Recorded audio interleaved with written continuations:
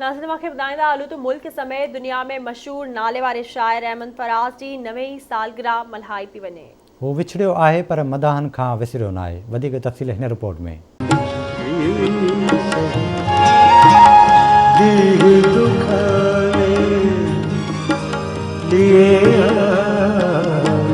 आमद दोस्त की नवीद कुए वफा में आम थी, मैंने भी एक चराग सा दिल तले शाम रख दिया।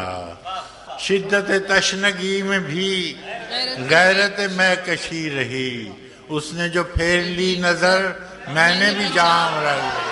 उर्दू ॿोली में रोमांस ऐं इनकलाबी शाइरी जे हवाले सां पंहिंजी अलॻि सुञाण रखंदड़ नाले वारे शाइर अहमद फराज 12 जनवरी 1931 ईस्वी ते कोहाट में पैदा थियो। संदसि असुल नालो सैयद अहमद शाह हो। अहमद फराज उर्दू ऐं फारसी में MA जी डिग्री हासिल कई। एडवर्ड कॉलेज पेशावर में तालीम दौरान हुन रेडियो पाकिस्तान लाइ फ्यूचर लिखण पिणु शुरू किया। अहमद फराज गज़ल ऐं नज़्म जो तमामु वॾो शाइर हो। हुन शाइरी जे उन्हनि ॿिन्ही सिन्फ़ुनि में जदीद रंग भरियो। अब के हम बिछड़े तो शायद कभी ख्वाबों में मिले, जिस तरह सूखे हुए फूल किताबों में मिले।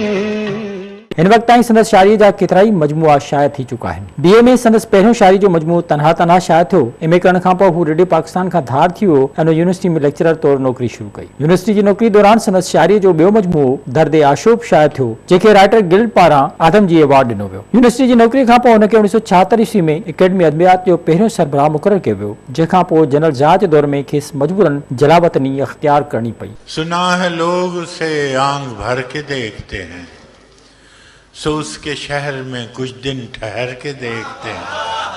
सुना है बोले तो बातों से फूल झड़ते हैं, ये बात है तो चलो बात करके देखते हैं। सुना है उसके बदन की तराश ऐसी है कि फूल अपनी कबाएं कतर के देखते हैं। सुना है उसके शबिस्तान से मुत्तसिल है बहिश्त, मकी उधर के भी जलवे इधर के देखते हैं। 1999 खां 1990 ताईं अकेडमी अदबियात जो चेयरमैन, 1991 खां 1993 ताईं लोक विरसा ऐं 1993 खां 2006 ईस्वी ताईं नेशनल बुक फाउंडेशन जो सरबराह रहियो। अहमद फराज जी शायरी जो अंग्रेज़ी, फ्रांसीसी, हिंदी, रूसी, युगोस्लावी, जर्मन ऐं पंजाबी ॿोलियुनि में पिणु तर्जुमो कयो वियो। अहमद फराज खे संदसि तख़लीक़ी पोरे जी मंता तौरु 1966 ईस्वी में आदमजी अदबी अवार्ड ऐं 1990 में अब्बासीन अवार्ड ॾिनो वियो। 1988 में खेसि भारत में फराग गोरखपुरी अवार्ड सां पिणु नवाज़ियो।